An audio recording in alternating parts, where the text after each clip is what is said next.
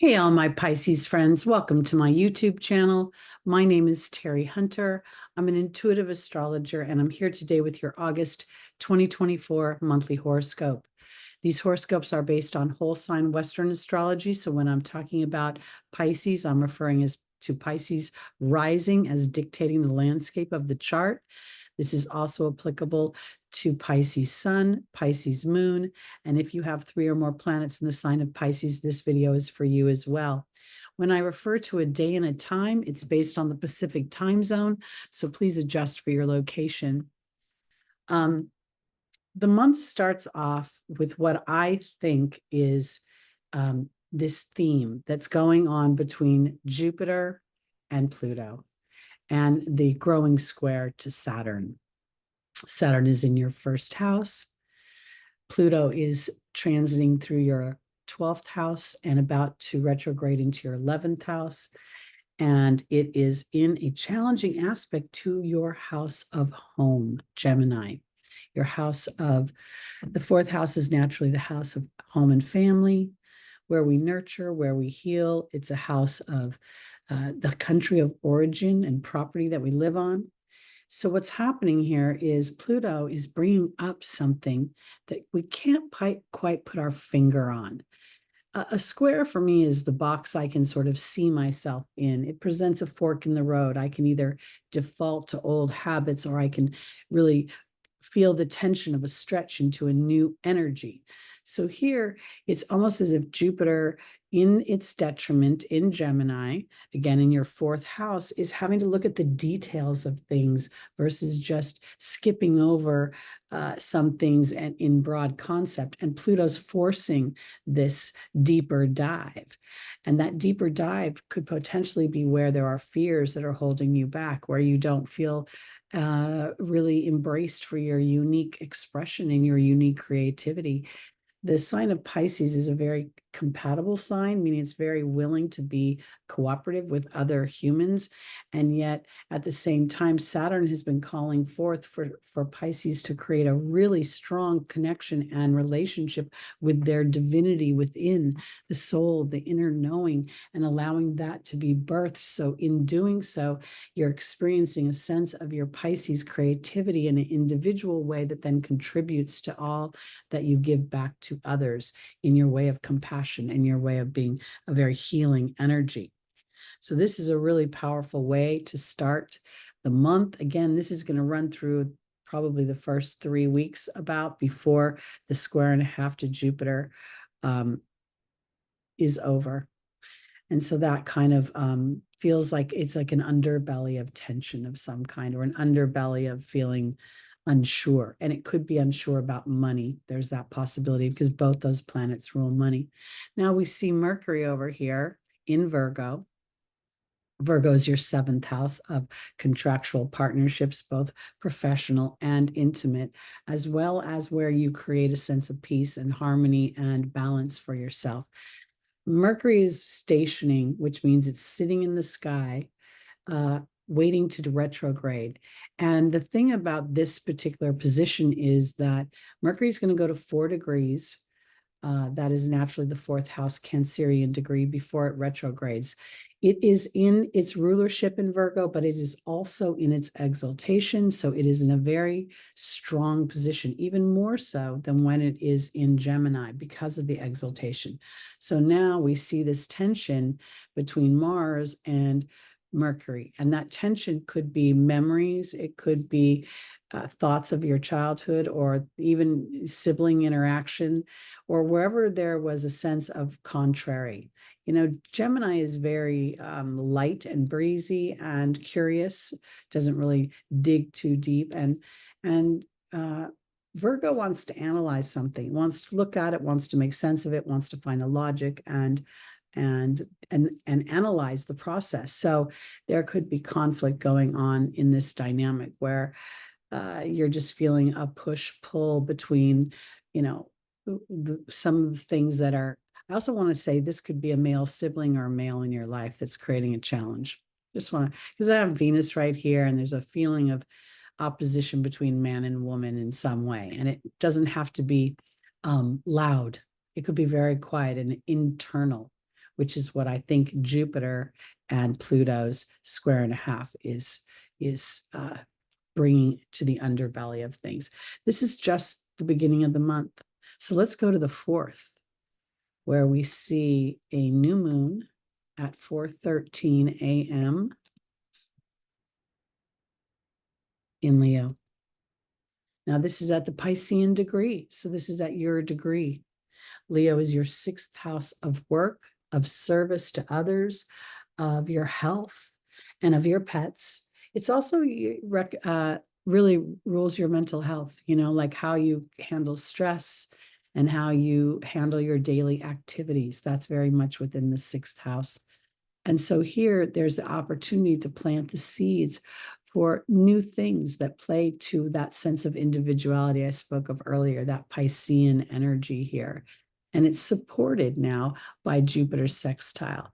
We still feel a square to Saturn, so there may be some feelings of obligation or duty or something where you don't feel completely ready to move forward, but you can start musing about these things and planning an internal type of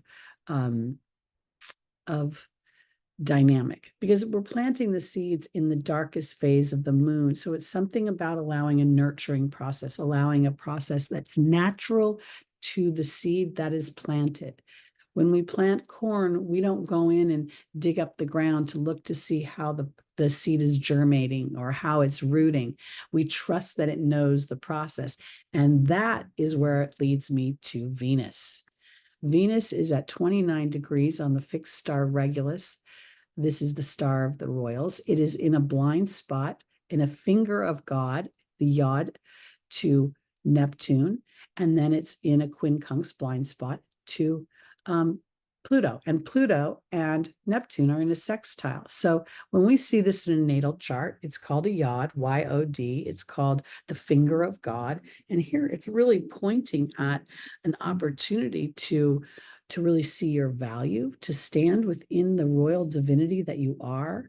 The 29th degree is the Leo degree. It also reduces down to an 11.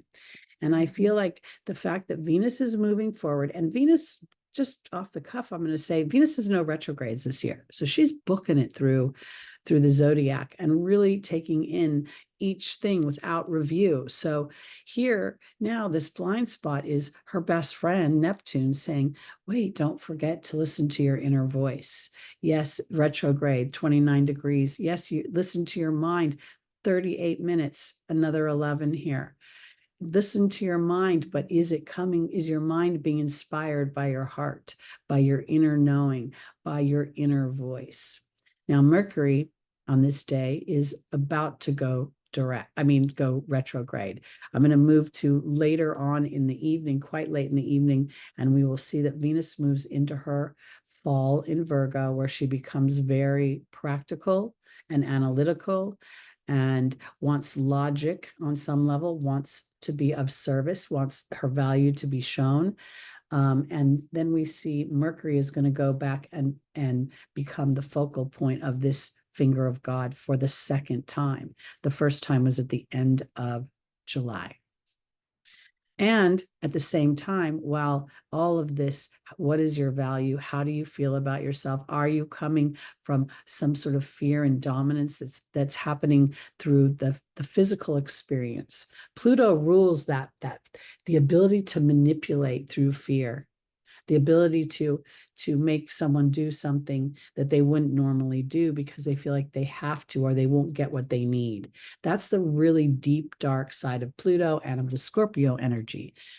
Now, that transformed is very powerful, because when you know the landscape with which you are walking on, you can do it more directly and efficiently. But it's also about creating the win-win. And here it looks like Pisces is not creating the win-win for herself, because she can't see it. And as you individualize, we see the wound in Aries, which is your second house of where you make your money, your skills. You're individualizing yourself here can bring comfort and solace. And yet at the same time, you could be feeling that, I don't know, will I lose my community, my friends, the people that mean the most to me if I endeavor that direction? because Uranus is very disruptive here in this energy of Taurus. And Taurus rules a sense of history as well. So there could also be a challenge in wanting to hold on to the past and at the same time wanting to rebel against it. And that's also evidenced by Saturn's square to Jupiter. So this is all just within the first week. Now let's go to 10 o'clock at night in the Pacific. And now Mercury has gone retrograde and Venus is at the apex of the finger of God.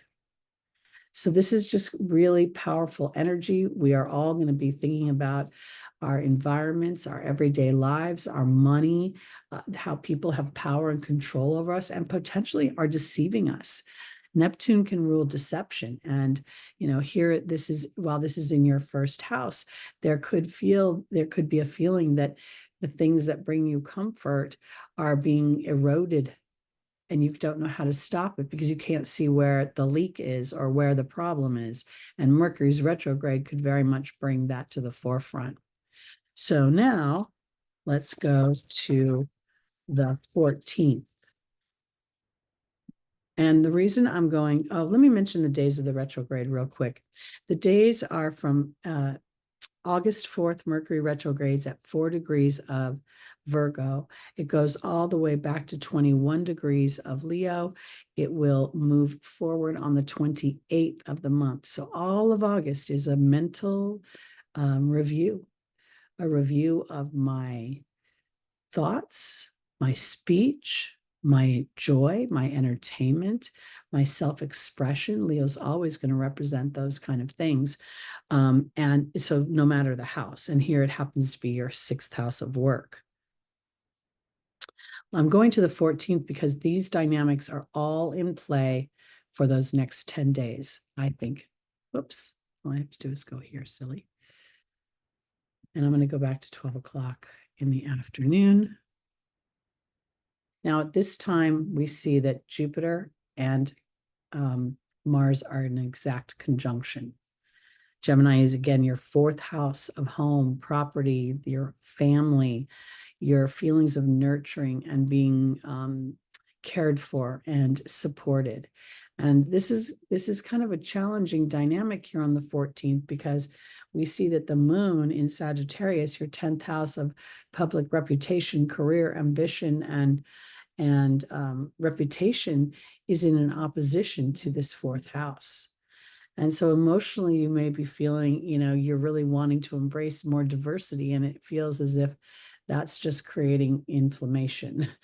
You might actually, as a Pisces, be able to see both sides of a situation, and people want someone to fall on one side or the other, and that could come into an opposition to you wanting to play sort of a more maternal or more emotionally warm role. We see the 17th degree here.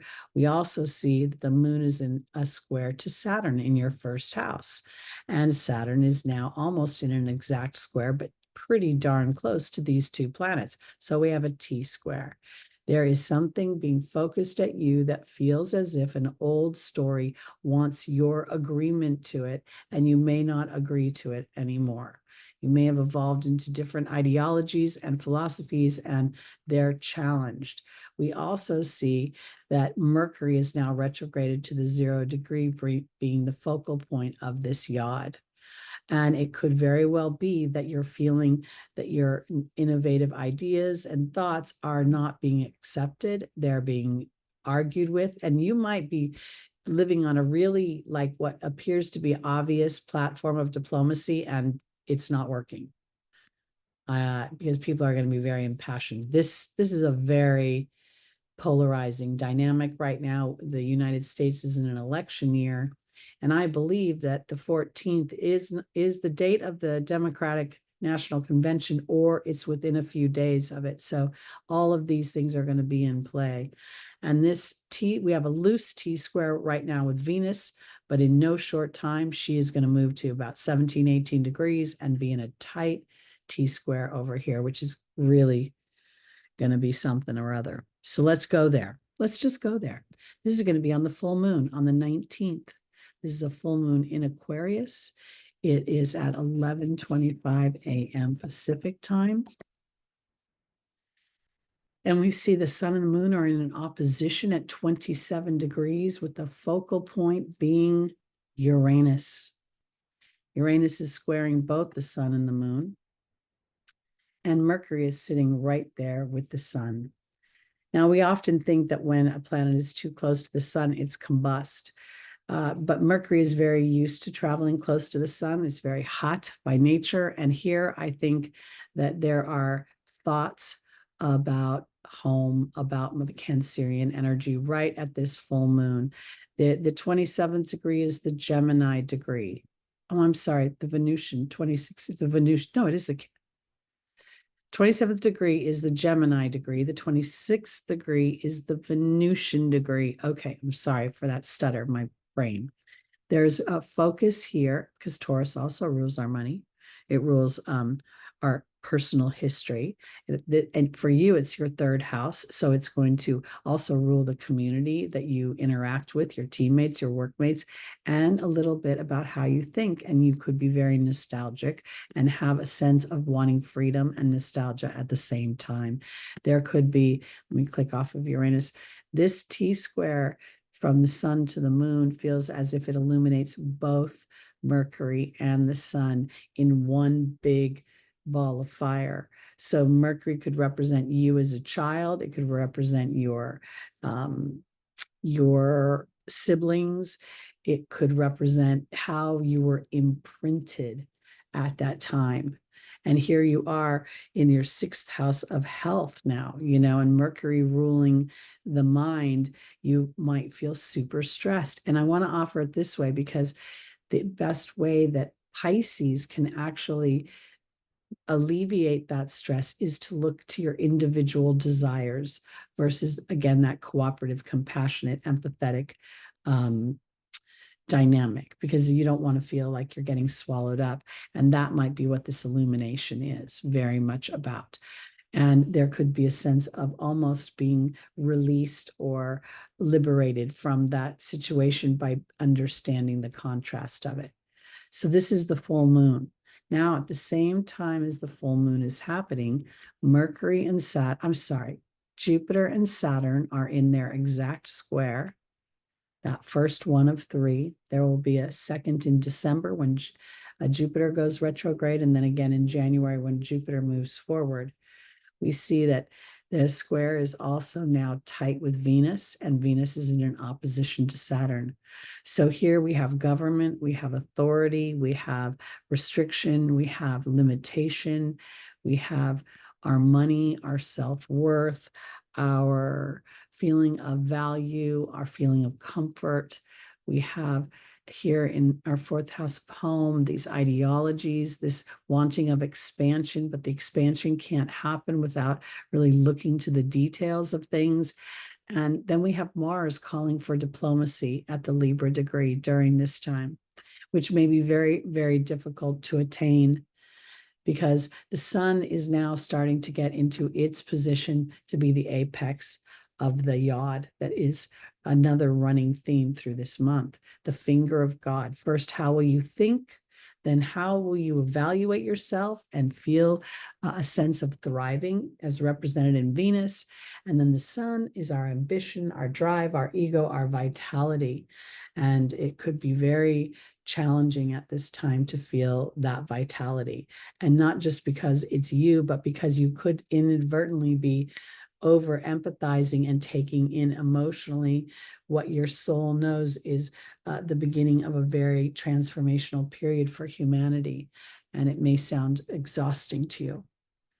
These are very pivotal times that we're going through. Our children's children will read about this in history. Or maybe they won't read about it. Maybe they'll holograph into it somewhere through technology. That's probably more the point. Okay, let's go to the 22nd when we see the sun be in its exact 0 degrees of Virgo. Oh, here we go.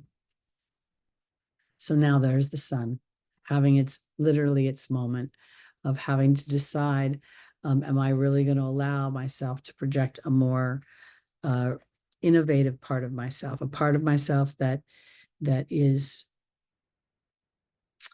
thinking new things, having new ideas, looking to the future, looking to the future for home, for security, for safety, Taurus energy, thinking about humanity, Uranus, the cosmic consciousness, the big worldwide, not web like the internet, but the worldwide connection we all share as humans on this planet, incarnating in a certain time. And it's a hard challenge. It's a fight between your head and your inner knowing, and like looking out and going, wait a minute, I might just be a human, and I might just turn to dust at the end of this. And yet your soul, Pisces, knows that's not true. And that's really, it can be very challenging. All right, so let's go now I'm going to jump to the 29th, where we will see Venus has moved into Virgo. Mercury has gone direct. I'm sorry, Venus has moved into Libra. We're at the end of the month now. She's finished with Virgo, but she's still feeling this tense moment between Neptune. And this is kind of unusual because they really like each other. But I think what's happening is that Venus has been in Virgo for the last few weeks, really thinking and processing and analyzing and being very practical and logical. Now she's moved into her domicile and she's approaching the supergalactic center that is calling forth a sense of inner peace. Because sometimes when we're in that Virgo energy, Venus is, she's really so earthbound that she can't feel her divinity. She can't feel her connection to source energy, and that she is a co-creator. So this is the fight, the opposition, the tension. Now Venus is going to, on the last day of the month, or I think, yeah, it's the last day of the month, she's going to be exact supergalactic center. Let's go there.